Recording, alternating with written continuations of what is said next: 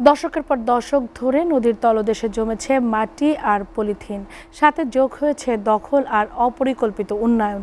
এতে গলায় ফাঁস হয়ে দাঁড়িয়েছে চট্টগ্রামের অন্তত 7টি বড় নদী। উজানের বৃষ্টি আর সাগরের জোয়ারের তীরবর্তী মানুষের জীবন এখন ওষ্ঠাগত। সরকার বলছে দ্রুত ড্রেজিং হবে, কিন্তু বিশেষজ্ঞরা বলছেন শুধু ড্রেজিংয়েই সমাধান নেই। তারা জোর দিচ্ছেন নদীর স্বাভাবিক প্রবাহ ফেরানোর উপর। চট্টগ্রাম থেকে মৃন্ময় বিশ্বাসের তথ্য ভিডিও চিত্রে ডেস্ক রিপোর্ট। উত্তর চট্টগ্রামে বইছে হালদা, কর্ণফুলী, ধোরং, ইছামতির মতো নদী। দক্ষিণে বইছে সাঙ্গু, মাতামোহরী, ডলু ও টঙ্কাবতী। এদের উৎস পার্বত্য চট্টগ্রাম আর মিজোরামের পাহাড়। প্রতি বছর পাহাড় থেকে নেমে আসে বিপুল পলি। কর্ণফুলী, সাঙ্গু আর ডলুতে জোয়ারের সময় ঢোকে সাগরের পানি।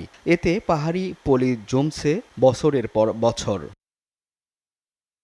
নদীপাড়ের বাসিন্দারা বলছেন শুধু কর্ণফুলীতেই নিয়মিত ড্রেজিং হয়, কারণ এই নদী দিয়েই চলে বন্দরের জাহাজ। বাকি নদীগুলোর ড্রেজিং হয় না বললেই চলে। নদীর তলদেশ উঁচু হয়ে যাওয়ায় কমেছে পানি ধারণ ক্ষমতা। ফলে বর্ষা এলেই বৃষ্টি আর জোয়ারের পানিতে ডুবছে তীরবর্তী মানুষ। পাহাড়ি ডল এসে এখানে পলি জমার বাদে এখানে সর হয়ে যায়, সেজন্য পানি চলাচল করতে খুব অসুবিধা হয়। জোয়ারের সময় পানি ঢুকতেছে, আবার যাইতে পারতেছে না। এদিকে বৃষ্টির পানি হচ্ছে, সবগুলো মিলে একই ভয়াবহ হচ্ছে আর কি। এই জীবনে আমার 60 বছর বয়সে আমি কোনোদিন সাঙ্গু নদীর ড্রেজিং দেখি নাই। বিশেষজ্ঞরা বলছেন উজানে পাহাড়ি এলাকা থেকে পাথর তোলা আর বন ধ্বংসই মূল কারণ। এর সাথে যোগ হয়েছে তামাক আর জুম চাষ। মোহনায় লবণের মাঠ আর মাছের ঘেরও নদীর প্রবাহ আটকে দিচ্ছে। সাথে আছে দখল আর দূষণের চাপ। পাহাড়গুলোকে এখানে আবার বনায়নের আওতায় আনতে হবে, পাথর উত্তোলন বন্ধ করতে হবে এবং নদীর তীরবর্তী ভূমিগুলোতে যে ব্যাপক হারে তামাক চাষ এবং জুম চাষ হয় সেগুলো নিয়ন্ত্রণ করতে হবে। এগুলো করলে পরে এবং আসলে এই আমাদের যেই নদী ভরাট থেকে বা নদীর যেই সিলটেশন হচ্ছে সিলটেশন থেকে রক্ষা পাওয়া সম্ভব। গত 4 বছরে 2বার ভয়াবহ বন্যা দেখেছে বান্দরবন আর দক্ষিণ চট্টগ্রাম।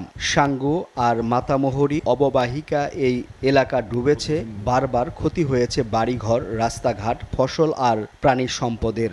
এবার সরকার বলছে পাহাড়ি নদী আর খালগুলোর টেকসই ড্রেজিং হবে। আমরা করি কি, ড্রেজিং করে আমরা শেভ করে দিই, মানে আমরা জাস্ট উপরে রেখে দিচ্ছি।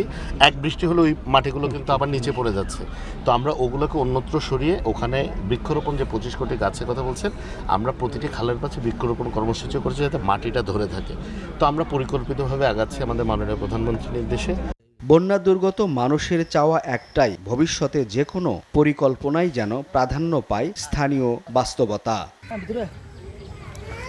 SA TV news desk.